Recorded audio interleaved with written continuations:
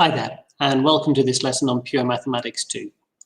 In this lesson, we're on Chapter 3, 3.5, and we're looking at how you change the base of a logarithm.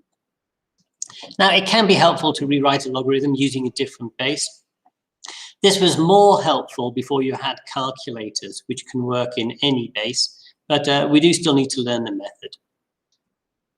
Okay, given that the log of x is equal to n, log to the base a of x. That means that a to the power of n is equal to x, using the normal law relating logarithms and exponentials. If I now take log to the base b of both sides, I'd get that. Log b of a to the n is equal to log b of x. Bringing the n down to the front using the law with powers will give us that. And then rearranging that can give me n. N equals log to the base b of x divided by log to the base b of a. But at this point, we go back to the beginning and we say, well, n is equal to log to the base a of x. So we just substitute that in for n, which gives us the law for changing the base of a logarithm, which is that log to the base a of x is equal to log to the base b of x divided by log to the base b of a. There is a special case of this, which is when x equals b. So if I substitute x equals b into this, I'll get log to the base a of b is equal to the log base b of b over the log base b of a, and log to the base b of b is just equal to 1. And that means if you look at a reciprocal, what you would quite like to happen does happen, which is that the log to the base a of b is equal to 1 over log to the base b of a. Now that's important to remember and turns up in various questions. Okay, find log to the base 7 of 4 to 3 decimal places by changing the base to 10 and then using your calculator. So we're just going to change this to base 10 by using the normal rule for changing the base of a logarithm and then use the calculator to get the answer.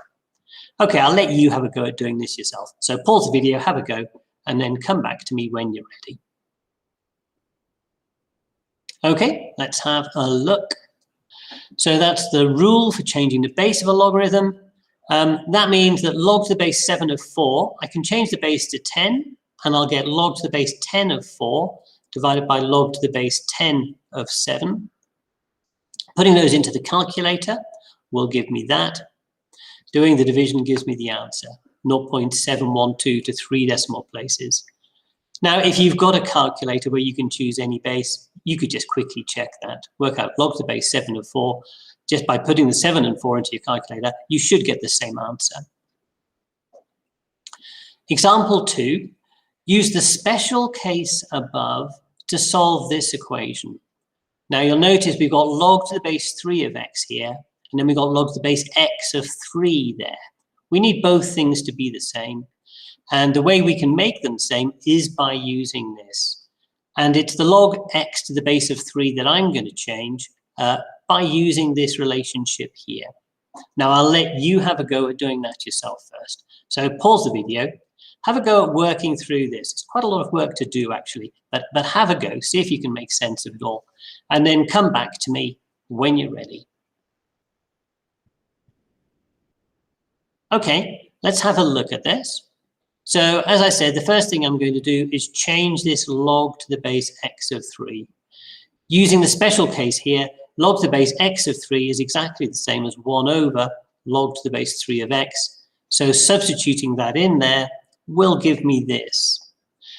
Now, the easiest way to move forwards from here is doing something similar to what we did in the last lesson, where we're going to choose to use a substitution just to make the question look easier, really.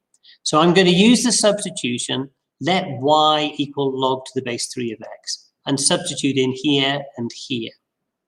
That'll give me y plus 12 times 1 over y is equal to 7. If I multiply through by y, then I get a standard quadratic. Rearranging it gives me y squared minus 7y plus 12 is equal to 0. That quadratic I'm going to solve in the normal way.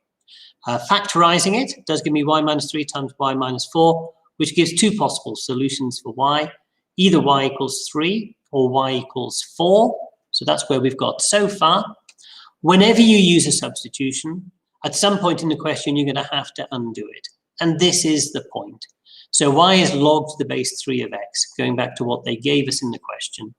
That means log to the base 3 of x is equal to 3, or log base 3 of x is equal to 4. First of all, if log to the base 3 of x is equal to 3, that means x equals 3 to the power of 3, using the normal rule for relating logarithms and exponentials. 3 cubed is equal to 27. Or you could have just got that by saying 3 to the power of 3 gives you the middle. So 3 to the power of 3 is 27 for x. The other possibility is log to the base 3 of x is equal to 4. Now, this is tricky to do just by looking at it.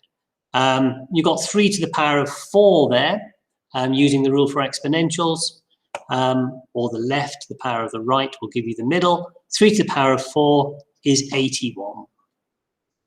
So those are the two possible solutions. Either x is 27 or x is 81. Okay, that gets us to the end of this lesson. If you've got the textbook, then turn to page 59 and have a go at exercise 3E. Thank you very much for listening, and cheerio.